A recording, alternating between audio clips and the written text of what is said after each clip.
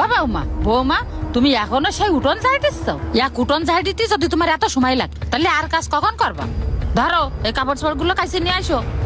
ও মা, এ তো ধোয়া কাপড় চোপড়, আমি তো কালকেই ধুয়ে দিলাম। এক কাপড় চোপড় আর কয়বার ধোবো? না না, এক কাপড় চোপড় ময়লা, এক কাপড় চোপড় তুমি আবার দিয়ে নিয়ে আসো। এ ময়লা কাপড় আমি পারবো না। আচ্ছা ঠিক আছে মা। যাও তাড়াতাড়ি দিয়ে নিয়ে এসো, ঝটপট কাজ করবা, আরো কাজ আছে। এখনো ঘরের কাজ সব ফেলানো, এখনো দাঁড়িয়ে রয়েছো কেন? তাড়াতাড়ি যে কাপড় চোপড় দাও। ঠিক আছে যাচ্ছি।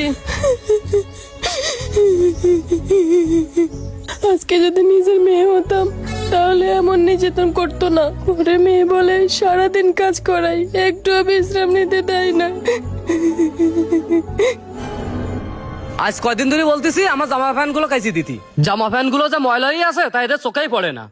এ ফকিন্নির বাচ্চা ফকিন্নি, তোরে বলিস না আমার জামা প্যান্ট গুলো কাইছি দিতি, তা কাইছি দিসনি কেন? দেখতে পাসনি এই জামা প্যান্ট গুলো ময়লাই আছে? এই নে ধর, জামা কাপড় গুলো ভালো করে কাইছি দে, ভালো করে কাচবি, কাপড় চোপড় গুলো যেন পরিষ্কার হয়। ঠিক আছে ভাইয়া, তাড়াতাড়ি কাপড় চোপড় গুলো ধুয়ে ফেলি, না হলে আরো বকাঝকা করবে।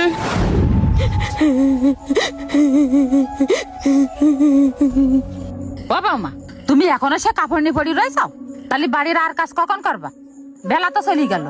আম্মা, এতগুলা কাপড় চোপড় কাচলাম, সময় তো একটু লাগবেই। এই বান্দির বাচ্চা, একটা কাজ নিয়ে যদি সারাদিন পড়ে থাকিস, রান্না বাড়া কখন করবি? ও মা গো!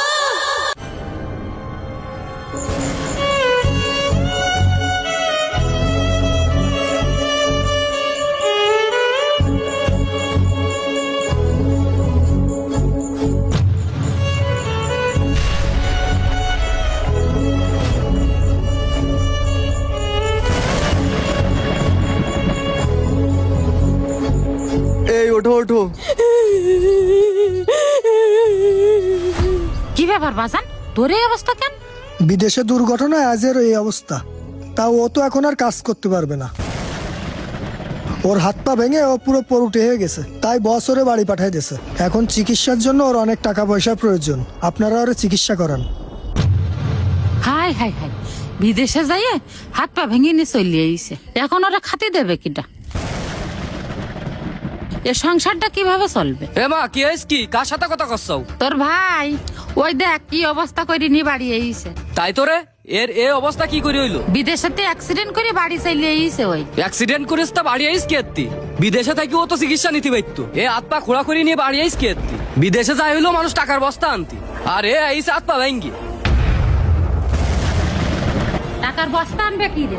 ওর পাশে এখন টাকার বস্তা ডালতে হবে ওর চিকিৎসা করতে। ও মা, ও ভাই, তোমরা কি কথা বলতেছো?